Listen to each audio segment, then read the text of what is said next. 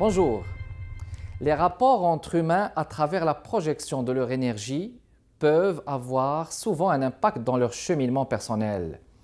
Souvent, un coaching joue un rôle important à ce niveau, dans un contexte de connaissance de soi et de ses propres capacités, et surtout dans le contexte de maintenir des credos comme, entre autres, « si je l'ai fait, alors tu peux le faire aussi ». Nous accueillons aujourd'hui Nada Bouchrika, une Montréalaise biologiste de formation. Elle a enseigné à l'école américaine en Tunisie en tant qu'assistante au département scientifique. Ses écritures portent sur une réflexion incessante sur la création, les rapports éclairants entre les énergies terrestres et les représentations du monde antique et présent. Son livre en cours de publication, Golden Order, est à la base de toutes ses pensées sur une théologie vécue et sur la vie oscillant entre défis et réflexions. Ici Kamal Benkiran, bienvenue chez Art et Lettres.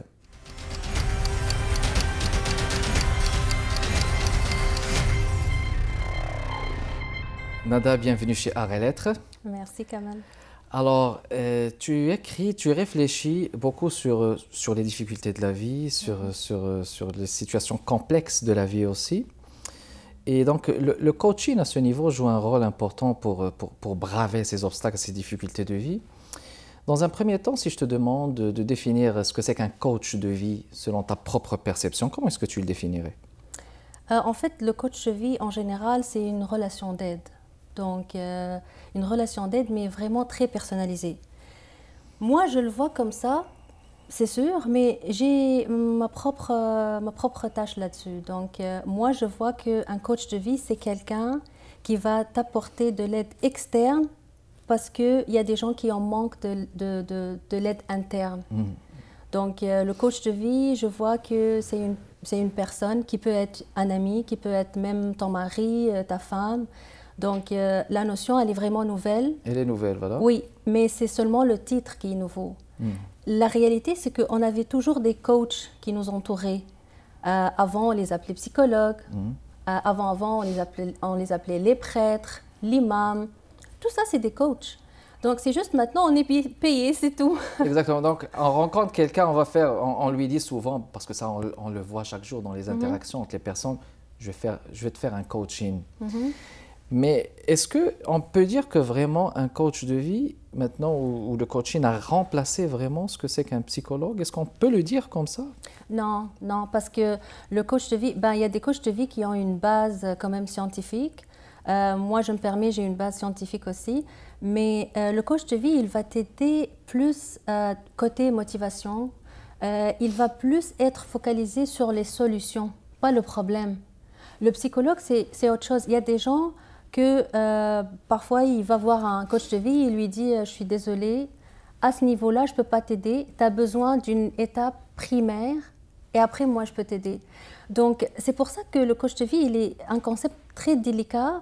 Et moi, réellement, j'essaye le maximum possible d'éviter ce terme qui soit comme collé à mon nom parce que les gens, ils sont sensibles à ce sujet-là. Donc, par exemple, je suis coach de vie, biologiste, femme, fille. Donc, on ne peut pas se définir dans un seul mot. Donc, c'est ça. Donc, c'est deux choses différentes, mais qui se rejoignent. Puis, ça dépend. C'est pour ça que c'est une relation d'aide très personnalisée. Donc, je suis là pour t'accompagner, pour t'aider. D'ailleurs, ça commence par une séance que moi, je peux te dire, je suis désolée, mais parfois, il n'y a pas le clic. Donc, vous savez, déjà, il y a un site où tu peux louer un ami. Oui, la location d'un ami. Exactement. C'est le 21e siècle.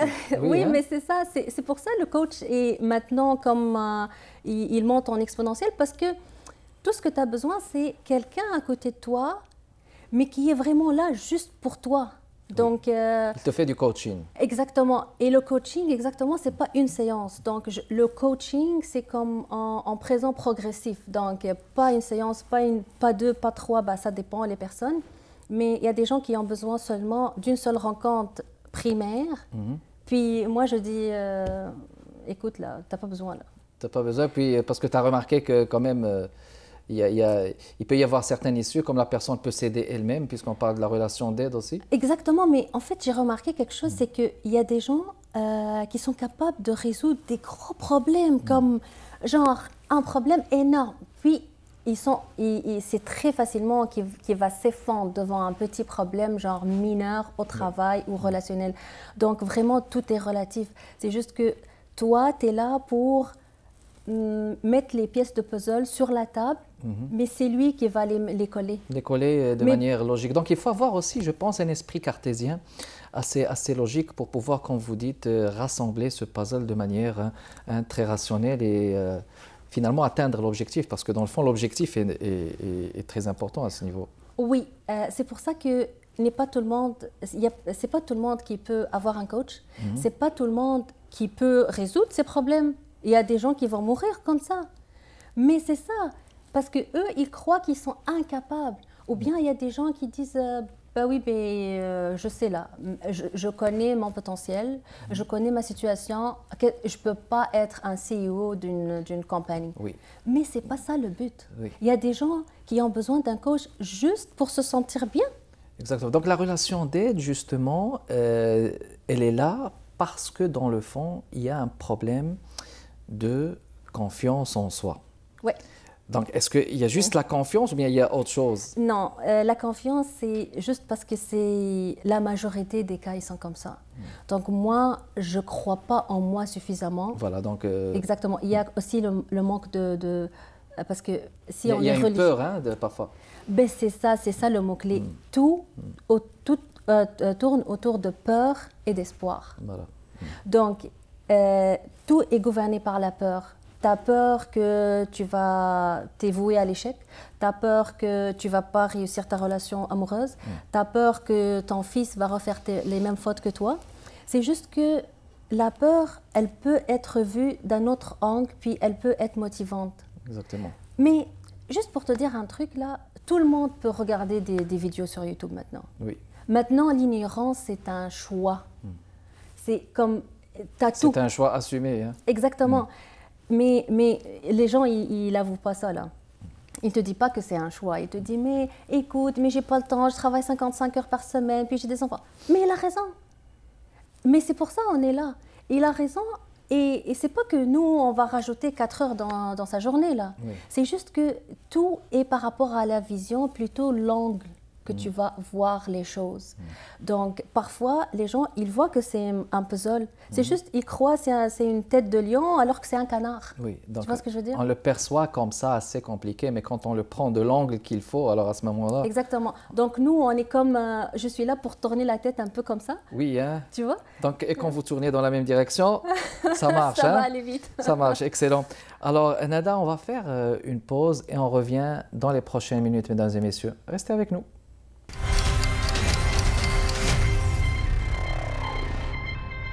De retour, mesdames et messieurs, dans le cadre de l'émission Art et Lettres, toujours avec notre invité Nada Boushrika. On parlait justement de tout ce qui est rapport avec le coaching ou coach de vie, mais il y a des credos qui accompagnent ça, qui accompagnent ces enjeux, ces difficultés, comme par exemple Socrate, quand je me rappelle son cogito, connais-toi toi-même, tu te connaîtras, puis pour toi, comme je l'avais mentionné au début, si je l'ai fait, alors tu peux le faire aussi. If I do it, so you can do it aussi. Ouais. Donc ça, c'est ce qui motive votre approche. Oui, parce que en fait, toute mon approche, elle est basée sur ma propre expérience. C'est-à-dire que j'ai pas décidé du jour au lendemain que je vais suivre ce chemin-là, où j'ai décidé d'être conférencière ou auteur ou coach de vie parce que j'avais rien d'autre à faire. C'est juste parce que basé sur ma propre souffrance, mon propre vécu, j'ai pu voir mon évolution personnelle. Donc, comme en 2000, par exemple, j'étais certaine qu'il n'y a pas d'issue. En 2018, je me disais, mais c'est fou, là. Donc, les gens, en fait, il y a comme des causes. La première des causes? Non, je veux le mettre comme d'une façon très claire, parce que c'est ça, c'est la confusion qui est maintenant la source de tous nos problèmes. C'est que, par exemple, la seule chose maintenant qui nous bloque, c'est que internement, on n'a pas de l'aide. Les gens, ils sont plus concentré sur l'apport matériel externe. Ok. Parce qu'avant, on a cet apport, cette force de caractère, de personnalité, qu'on est en train de la perdre petit à petit. Par exemple, je te donne un exemple, au travail, quand le milieu il n'est pas vraiment serein ou bien c'est pas ta vocation, ton corps il va fonctionner sur le cortisol. Réagir, oui. C'est l'hormone de stress, et donc ça va affaiblir ton système immunitaire, et de ce fait, tu vas te trouver moins empathique avec les gens. Oui. De telle façon, les gens ils vont être agressifs au travail. Et ben, tu vas tomber dans un cercle vicieux. Puis, juste pour te dire, là, il y a une madame, Mel Robbins, qui a découvert la règle de 5 secondes. Juste comme ça. Elle a dit, quand vous avez un problème, il faut juste compter 5, 4, 3, 2, 1, puis ça va se résoudre. Au début, les gens, ils riaient d'elle, mais comme pas possible. Mais c'est vrai parce que scientifiquement, c'est ça. Donc, scientifiquement, on a comme dans le basal ganglia, c'est une loop, it's a habit loop. Puis, ça se répète. Donc, le cerveau, il est programmé pour nous permettre de vivre sans danger. Et pour permettre aussi la gestion, parce que comme vous venez de le dire, l'intérieur aussi, c'est très important, la gestion de ce qui est intérieur, donc la gestion du stress, hein, tout ça, parce que c'est le stress qui peut-être empêche qu'il y ait une bonne confiance en soi, peut-être c'est le stress qui génère cette peur. Il y a tout de même une approche comparatiste, hein, comme genre, si moi je l'ai fait, donc regarde, moi j'étais capable, donc toi aussi tu es capable. Mais c'est ça, oui puis non, parce qu'il y a des gens, moi je crois qu'on a tous le même potentiel. C'est juste qu'il y a des gens, tout seuls, ils ne peuvent pas. Oui. C'est pour ça qu'on a besoin d'aide. Puis les gens, ils veulent être indépendants. Non, toi tu peux faire tout. Le problème, c'est pas que si moi je l'ai fait, toi tu peux le faire. Non, comment tu vas le faire? Comment tu vas le faire? Donc c'est les stratégies. Exactement, justement. Donc c'est pas la... Par exemple, il y a des gens qui passent par des situations très, très difficiles. Le problème, c'est pas c'est bon, il a tout passé là. Avec quels dégâts? Avec quels dégâts, exactement. Puis, Nada, vous êtes en phase de publier un livre prochainement. Un livre assez, je veux dire, assez impressionnant. De quoi il va parler justement? Exactement, le livre, il est à 100% basé sur mon histoire vraie. Donc, je l'ai écrit en une semaine. J'étais comme ça, comme en transe. Vous avez battu un record. Non. Oui, une semaine. Parfois, je restais planquée comme ça devant ma porte parce que j'étais en train d'écrire sur ma tablette. Donc vous avez fait sortir ça d'un trait. Mais bon, ça parlait de toute ma vie. C'est juste l'histoire vraie, accompagnée de ma réflexion maintenant sur ce qui m'est arrivé à avant. l'instant présent. Exactement. Donc, quand je suis sortie de cette loupe-là, c'est là où tout le livre est sorti. Puis, comme il y a l'histoire, puis il y a comment moi je vois l'histoire. Il y a l'histoire. Ta perception d'histoire. Exactement. C'est comme une histoire d'une petite fille puis qui a grandi. C'est tout vrai. C'est juste qu'avec une perception, pas trop philosophique, mais une perception très réelle, très modeste, mais aussi très explicative de ce qui est en train d'arriver pour tout le monde. Et vous avez eu l'amabilité de ramener un extrait, oui. Donc je vous invite à le lire si vous le voulez bien. Oui, merci. Il est avec vous. Alors on va vous laisser, mesdames et messieurs, avec un extrait d'un livre en phase de publication avec notre invitée Nada Bouchrika. Merci Kamel. Donc, j'ai passé ma dernière nuit sur cette planète Terre en train de se demander pourquoi elle m'a abandonnée crucialement. Comment pourrais-je lui dire combien je voulais qu'elle soit fière de moi? Mon seul souhait était de voir son visage doux et ses yeux bruns clairs, pleins d'espoir, attristés, pour pouvoir lui dire avec les mots qu'elle comprenait « Je t'aime, maman ». La nuit étoilée et humide me caressait comme un signe d'adieu et doucement elle cédait la place à l'aube qui aura le dernier mot. Sereine et prête pour mon voyage vers la réalité, je sentais un tremblement de terre et des hurlements foudroyants. J'essayais avec ce qui me restait de force de ne pas ouvrir mes yeux. Je les fermais fort, mais hélas, les tremblements et les cris ne cessaient pas de perturber ma sérénité d'agonie. Affaiblie, mes yeux s'ouvraient difficilement sur le visage tendre de mon grand-père, qui prenait brusquement mon corps minuscule entre ses bras. Je tournais les yeux pour me rendre compte que les cris venaient de ma grand-mère, qui voulait l'empêcher de me jeter dans le puits noir et trop profond, toute nue, dans un vieux panier. Je voyais leurs lèvres bouger brutalement, mais je ne comprenais rien de leur langage de géant. Mon grand-père se précipitait à travers les palmiers vers le puits, et ma grand-mère courait derrière lui, le prenant par sa chemise, en le suppliant de ne pas me jeter dans la noirceur morte du puits, qui lui a pris 2 ans au milieu de nulle part pour le creuser.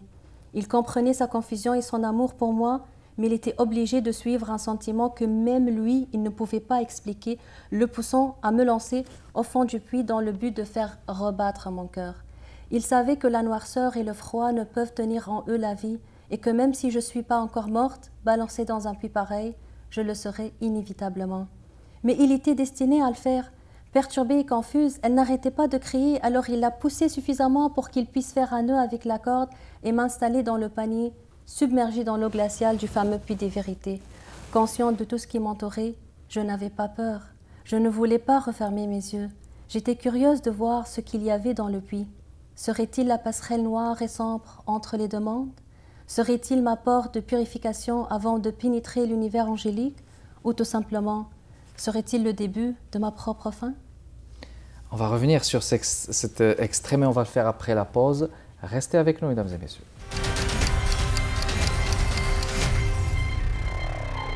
Et nous voilà de retour, mesdames et messieurs, toujours avec notre invitée Nada Bouchrika. C'est un bel extrait que vous venez de lire, avec une symbolique qui est celle du puits.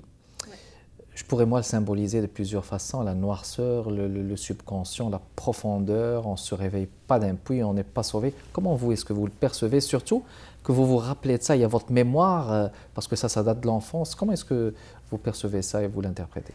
En fait, c'était comme...